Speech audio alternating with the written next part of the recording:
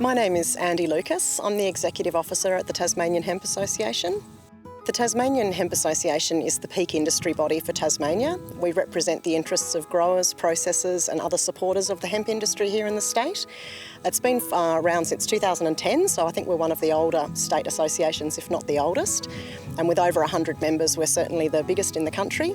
Tassie grows about 75 to 80% of all of the low THC cannabis in Australia, so we're definitely doing the most growing down here because of the conditions, and our association represents people who are involved in the industry in different ways. Once hemp became legal for food consumption in 2017, Tasmania already had a couple of years of experience growing prior to that, which was a real competitive advantage, and we saw an increase, pretty much a doubling of planting area for the first sort of 4 years of that season. Last season we had about 1,400 hectares planted in the ground. This season slightly less at 1,000 hectares, but still dramatically more than any other state is producing. And that's just really been a natural consolidation with drops in seed price, that type of thing. It's just a natural sort of market consolidation, I think.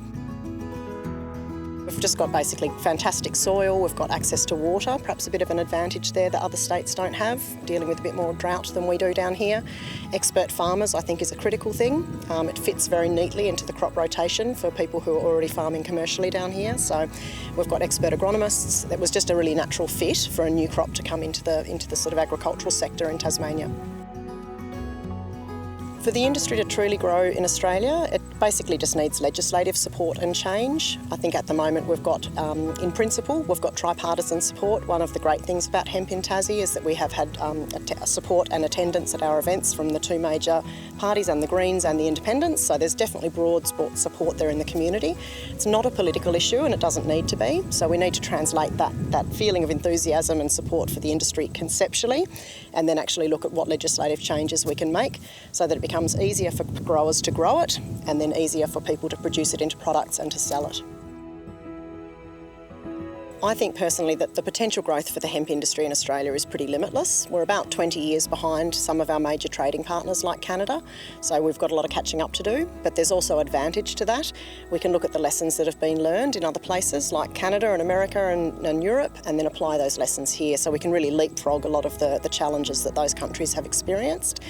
For me, it's about whole of plant use. That's the absolute critical part.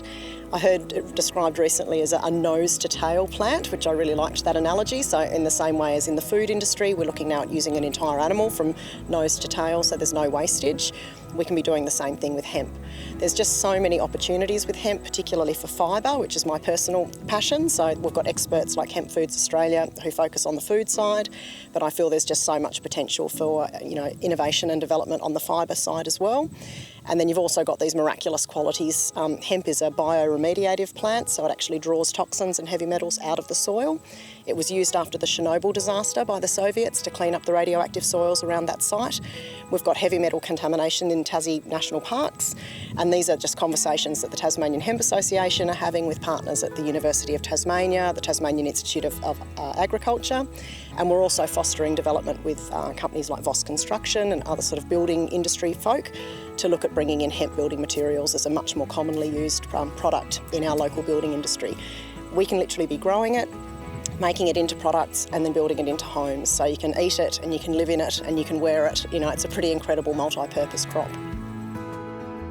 My personal view around promoting hemp seeds to just the average consumer in Australia, I think that the whole industry needs to get together and do some sort of campaign similar to the dairy farming community when they did Got Milk. I can never remember if that was actually an Aussie campaign or an American one, but that very famous sort of series of ads just promoting the actual product rather than individual producers. I think there'd be huge benefit to the entire industry to do that. I personally had never actually eaten hemp until I started working for the hemp industry last year. So, I'm a reasonably well-travelled person. I've tried lots of foods. I just had never tried it. So it's now part of my daily sort of routine. I use it in my morning smoothie, so that's the way that I choose to eat it. I think there's plenty of opportunities for beautiful recipes. It can be just incorporated into other things, and once it becomes more of a regular sort of food additive product, people will be eating more of it, and then we'll have a really growing industry here.